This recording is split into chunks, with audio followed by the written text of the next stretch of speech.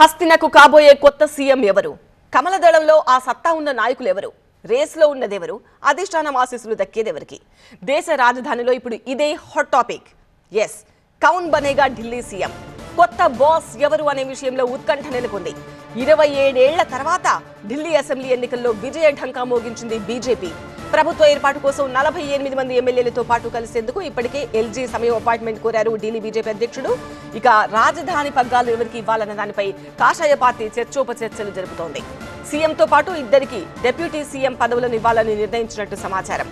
CM రేస్లో పర్వేష్ వర్మ, మజిందర్ సింగ్ సిర్సా, ఆశిష్ సూద్ పేర్లు వినిపిస్తున్నాయి. ఢిల్లీ సీఎం రేస్లో ముందంజలో ఉన్న పర్వేష్ వర్మ మాజీ ముఖ్యమంత్రి సాహిబ్ సింగ్ వర్మ కుమారుడు.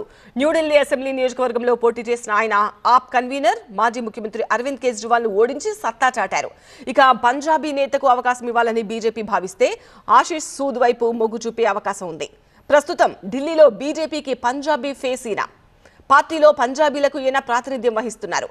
పంజాబ్లో అధికారంలో ఉన్న ఆప్కు చెక్ పెట్టాలనుకుంటున్న బీజేపీ సూద్ పేరును కూడా పరిశీలిస్తోంది.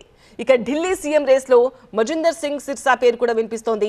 మజిందర్ సింగ్ సిర్సాకు సీఎంగా అవకాశం ఇస్తే పంజాబ్లో పార్టీని బలోపేతం చేసేందుకు బీజేపీకి అవకాశం దక్కుతుంది.